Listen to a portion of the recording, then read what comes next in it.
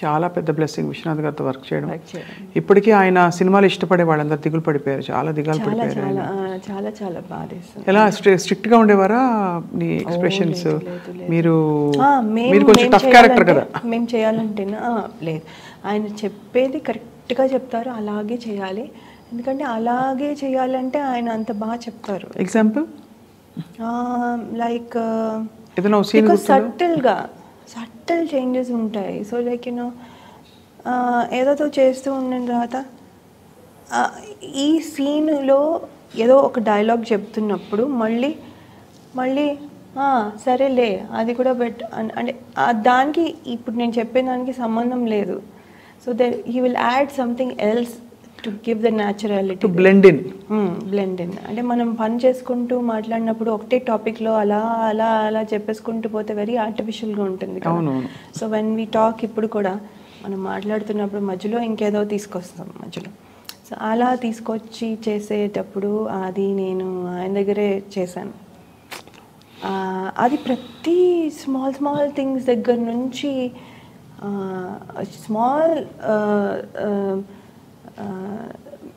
అది నాకొక్కరికే కాదు, అందరి క్యారెక్టర్స్ అలాగే బిహేవ్ చేస్తాయి. బికాజ్ న్యాచురల్గా మనం అలాగే చేస్తాం కాబట్టి.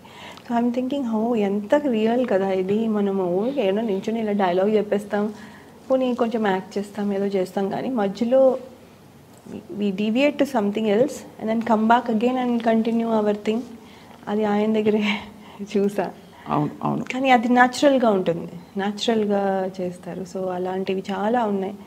అండ్ చిన్న ఎక్స్ప్రెషన్స్ ఆయన ఏంటంటే మ్యూజిక్ థెరపీ మీద, the cinema is on music therapy అనేది అంత నిజం. అవును, ఇట్స్ రియల్. అవును, ఐ బిలీవ్ ఇన్ ఇట్. నాకు మ్యూజిక్ కానీ డాన్స్ కానీ చూడంగానే ఐ ఫీల్ సో హ్యాపీ. ఆ మూడ్ మ్యూజిక్ అంటే ఇప్పుడు స్వాత సాంగ్ వింటే I get in to that mood. And అలా ఆ మూడ్ ఏది క్యారీ చేస్తుందో అది. కొన్నిసార్లు జస్ట్ మ్యూజిక్ వినేసేసి ఏడుపు వచ్చేస్తాయి మనకి బ్యాక్గ్రౌండ్ మ్యూజిక్ వల్ల. మనం సినిమాలో యాక్టర్స్ కొంచెం అటు ఇటుగా చేసినా కూడా because of the background music చాలా చాలా ఎఫెక్టివ్గా ఏడుపు వచ్చేస్తుంది కూడా. సో అంత పవర్ ఉన్న మ్యూజిక్. సో మ్యూజిక్ థెరపీ మీద చేస్తుంటే లైక్ యా ఐ అండర్స్టాండ్. ఆ న్యూఆన్సెస్ చెప్పించేవారు ఆయన. అవును. అండ్ ఇది చాలా స్పెసిఫిక్గా అడుగుతున్నాను, అంటే ఇది ఏదో అంచనా. ఎంత రెమ్యూనరేషన్ ఇచ్చారు ఈ సినిమాకి? చాలా తక్కువే అండి.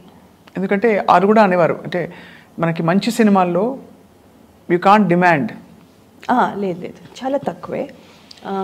అండ్ యాక్చువల్లీ మేము అడగలేదేమి, అంటే what I mean is we did not expect రావడమే ఒక అవకాశం. అక్కడి నుంచి ఏమి ఇస్తున్నారో we just okay we took it, అంతే. అవుట్ ఆఫ్ రెస్పెక్ట్, అంతే.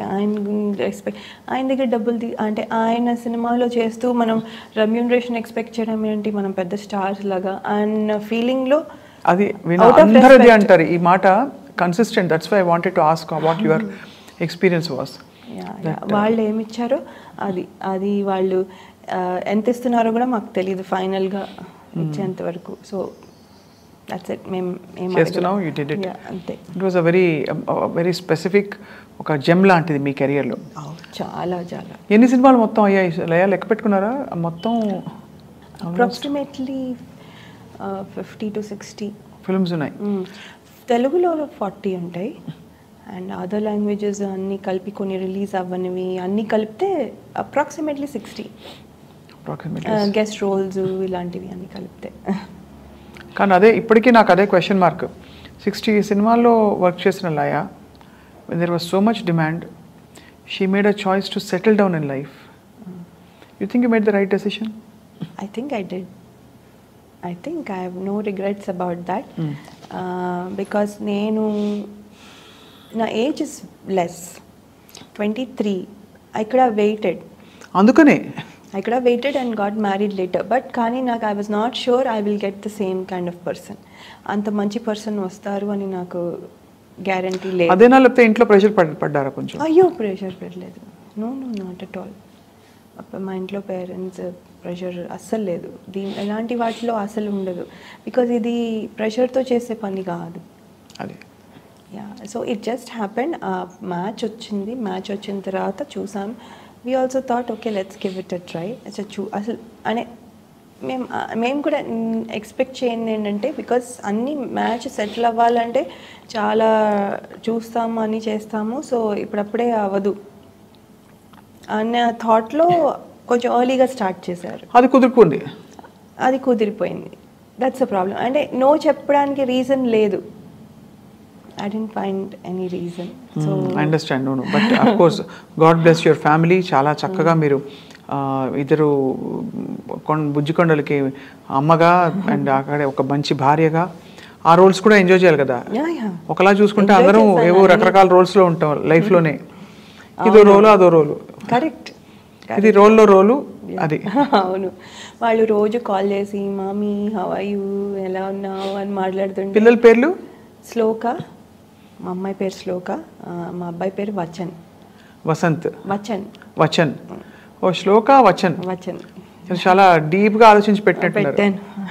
అంటే కొంచెం కొత్తగా ఉండాలి అండ్ శ్లోక కొంచెం ప్రాబ్లీ అందరికీ ఉందేమో నాకు తెలియదు, కానీ వచన్ మాత్రం నాకు తెలిసి చాలామంది, అంటే నేనైతే వినలేదు. సో అక్కడ ఏం పిలుస్తారు? స్లౌక అంటారా? స్లోక కరెక్ట్. యా స్లో అని ఓ ఎక్కువ స్ట్రెస్ చేస్తారు. పిల్లల ఇంట్రెస్ట్ ఏంటి?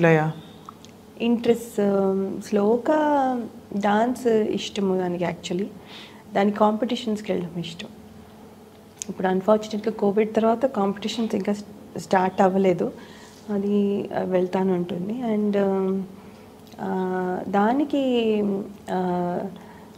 లా చేయాలని అంటుంది ఇప్పుడు ప్రస్తుతానికి.